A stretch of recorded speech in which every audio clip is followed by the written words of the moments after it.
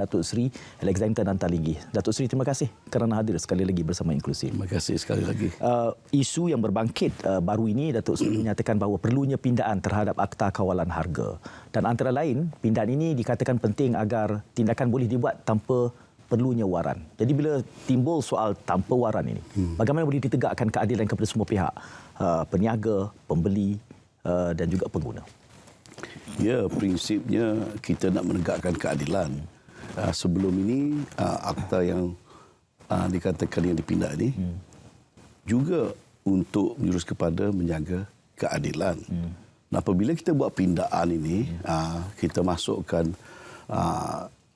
klausa yang kata tanpa waran.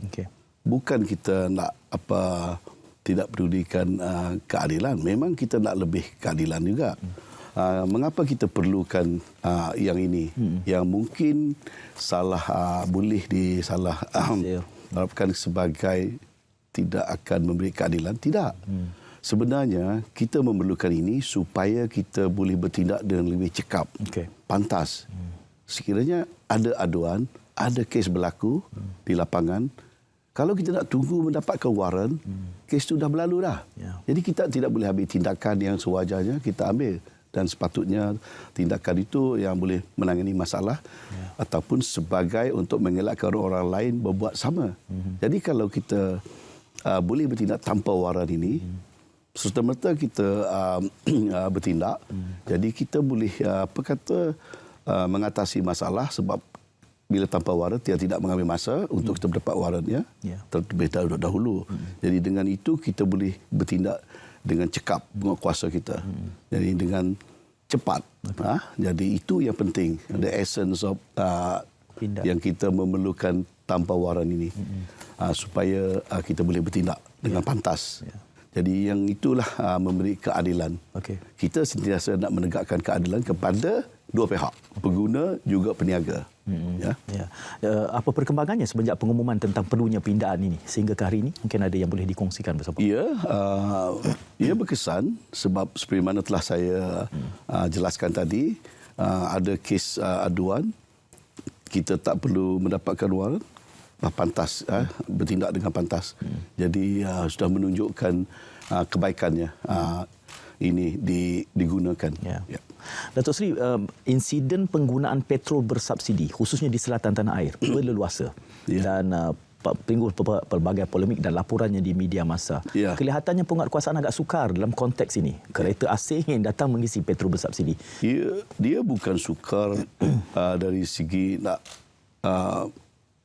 kalau kejadian. Ia sukar bagi kami kerana stesen ini banyak. Jadi penguatkuasa kami hanya 2,200 di seluruh negara.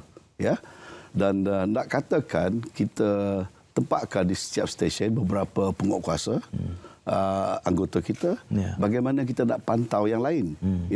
Harga barang, keberadaan barang dan keperluan yang lain yang memerlukan tenaga anggota penguatkuasa. Sebab itu dia sukar. Jadi ini memang berleluasa sejak kita buka kita punya sempadan. Dan sebab itu telah diumumkan dan kita memperingatkan semua pihak termasuk orang kenderaan asing itu kalau nak isi minyak tolonglah jangan isi dengan RON 95 yang bersubsidi yang khas untuk warga Malaysia saja. Tadi kita bergantung sangat kepada kerjasama dan juga tanggungjawab daripada pengusaha stesen itu sendiri. Mereka mestilah membantu dalam memastikan kenderaan yang berdaftar asing ini janganlah menggunakan RON 95 yang bersubsidi. Datuk Seri, selalu saja bila kita bercakap soal kawalan ini, di pihak kementerian kita akan menghujahkan soal jumlah penguatkuasa dan kita faham tidak mungkin kita boleh membesarkan jumlah penguatkuasa ini terlalu besar. Dalam konteks keberkesanan kawalan harga, apa strateginya ke depan? Dalam keadaan kita punya skema harga terkawal dan di waktu yang sama penguatkuasaan agak terbatas dengan jumlah penguatkuasaan yang ada. Strategi ke depan bagaimana sewajarnya? Satu yang boleh berkesan iaitu pengguna sendiri. Sebab itu kita buat banyak program advokasi bersama pengguna. kita memberitahu kepada mereka apa hak mereka. Mereka seharusnya mengetahui akan hak-hak mereka sebagai pengguna. Dan juga bolehlah bersikap lebih bertanggungjawab, iaitu kalau ada penipuan berlaku, laporkan.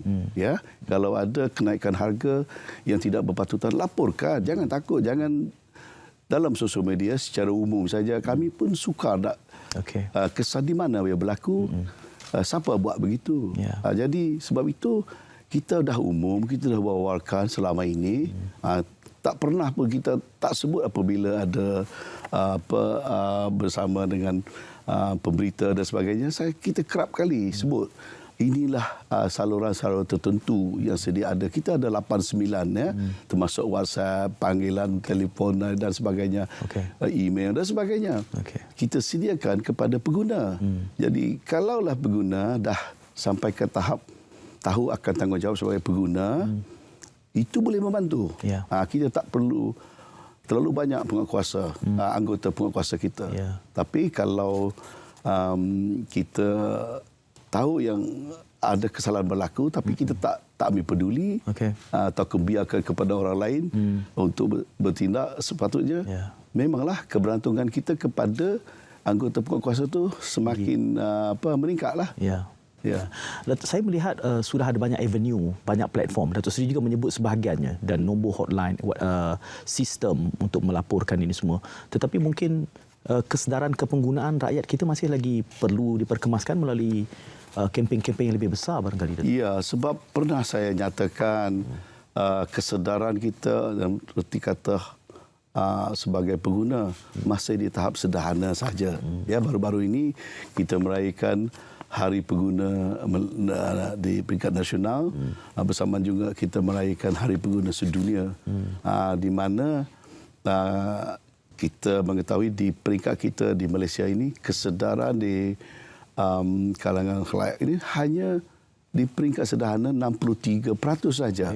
Jadi banyaklah, besar lagi ruang untuk ini dipertingkatkan. Sebab itu kalau kita sebagai pengguna lebih akan bertanggungjawab, nak mau ambil tahu, bolehlah kita membantu dalam kita membendung gejala yang berniaga tidak beretika ini. Ada barangkali faktor tertentu mengapa kadar kesedaran pengguna kita berada di kedudukan 63, kajian daripada pihak kementerian barangkali? Mungkin program kita selama ini belum menyeluruh. Saya akui, sebab itu kami di Kementerian DCP Now, hala 7 ke depan, kami dah rancangkan lebih banyak lagi program-program ataupun advokasi pada pengguna untuk memberi peluang kepada mereka mengetahui apa sebenarnya hak-hak mereka dan apa saluran-saluran boleh digunakan oleh mereka. Kalau kita boleh pertingkatkan ini, saya berharaplah ini boleh ada penambahbaikannya nanti di tahap kesedaran sebagai pengguna. Jadi itu satu. Kedua, kita boleh gerakkan semula. Dulu ada program melibatkan orang-orang usia muda kita di bangku sekolah masih, mungkin di sekolah menengah. Kita masukkan program-program consumerism atau kepenggunaan ini. Pendaya kita nak consumer empowerment, pendaya upayaan kita punya. Sebab itu kita ada satu bahagian di kementerian pendaya upayaan pengguna. Kita, antara tetamu yang kerap tampil di pentas RTM, Datuk Seri, adalah Persatuan Pengguna. Oh ya, okey. Kelihatannya mereka sangat aktif, setengahnya sangat berpengaruh membuatkan kenyataan. Adakah kita mempunyai asosiasi ataupun persatuan-persatuan perkumpulan sebegini yang perlu diperbanyakkan ataupun yang apa kacamata KPN? Ada. Saya melihat sebelum saya masuk ke kementerian ini pun dah memang ada dalam rekod-rekod saya pasti tengok memang ada libat urus konsultasi dengan pihak persatuan-persatuan yang untuk pengguna ini. Sebab itulah saya sekarang nak ini diperhebatkan lagi. Sebab itu telah kami buat outreach kepada mereka. Silalah bersama KPDNHP tampil dan hubunglah kami untuk kita boleh buat program-program bersama. Jadi kita juga nak maklum balas daripada mereka as a feedback kata orang daripada mereka, lebih-lebih mereka lah yang khusus kepada kepergunaan ni. Kita alu-alukan, saya sangat mengalu-alukan mereka tampil dan ingin berkongsi apa maklumat pada mereka ataupun idea-idea mereka supaya kita kalau boleh mempertingkatkan lagi dalam erti kata kita nak memperkasakan pengguna kita. Jadi memang kita sentiasa terbuka kepada mereka.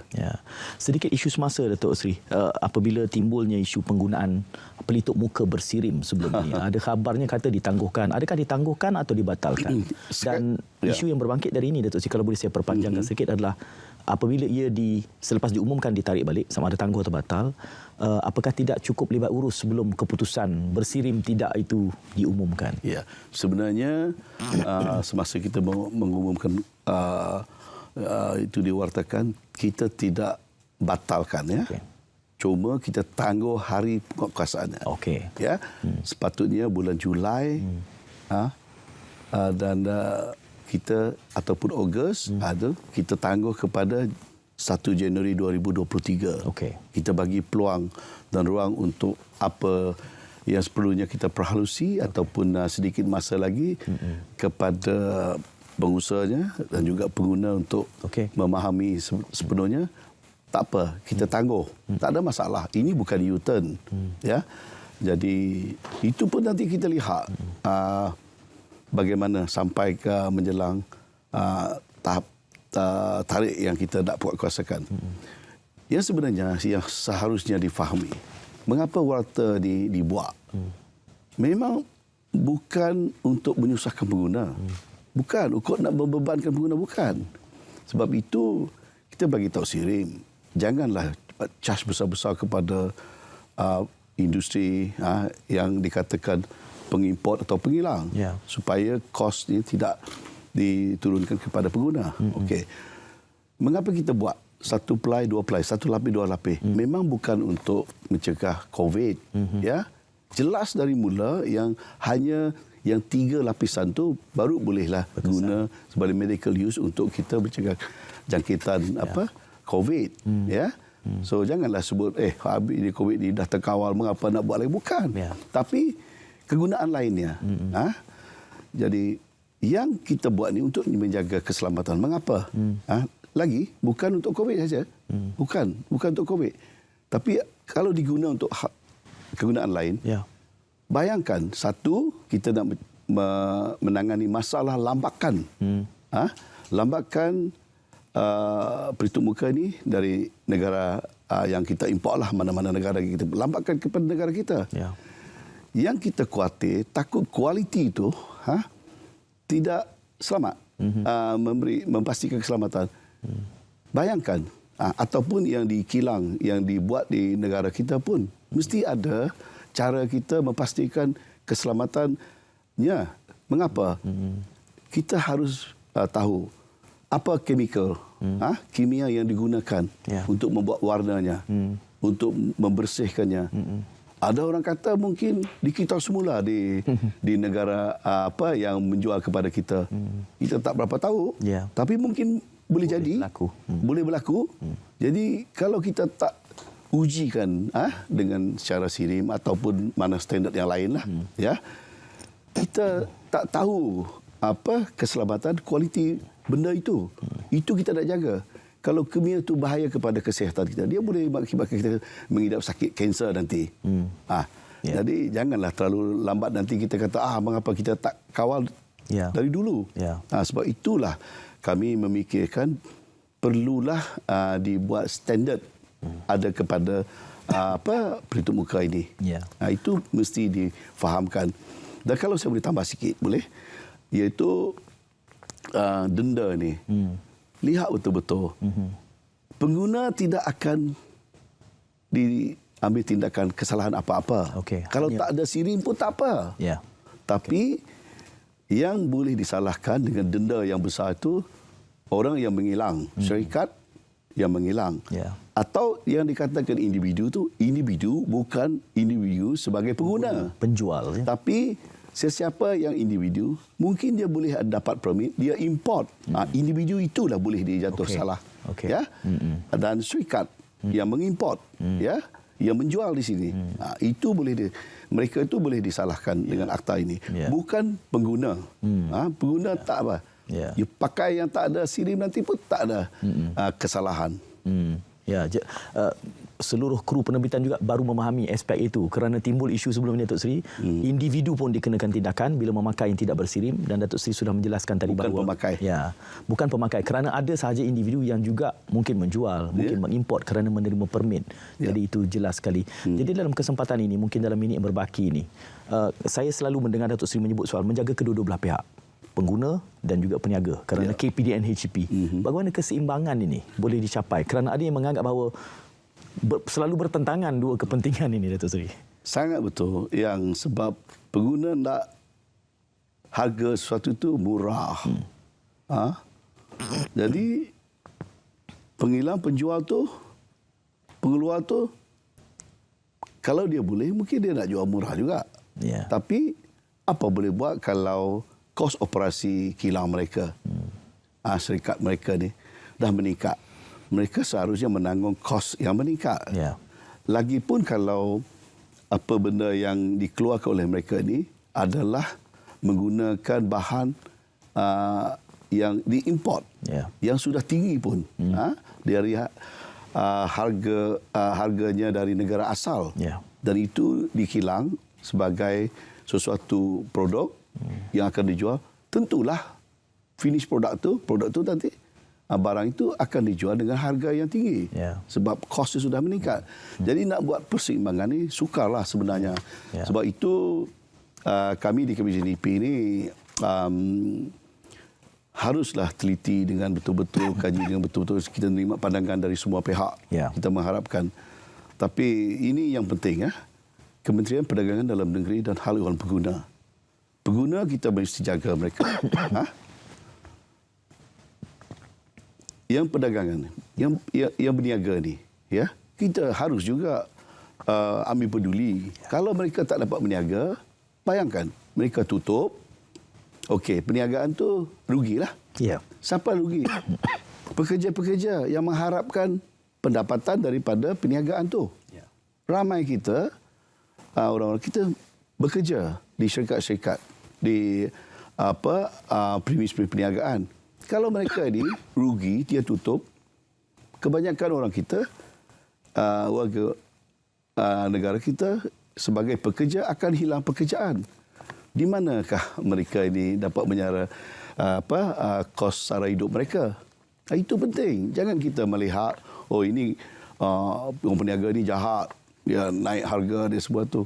Kita harus mengetahui akan apa masalah mereka, Kalaulah mereka ini menaikkan harga dengan tidak beretika, memang kita tangkap. Kita ada undang-undang tertentu, kita ada Akta Kawalan Harga dan Anti Pencatutan 2011 yang jelas menjelaskan kalau apa-apa kesalahan, denda-denda tertentu boleh kita kena kepada peniaga.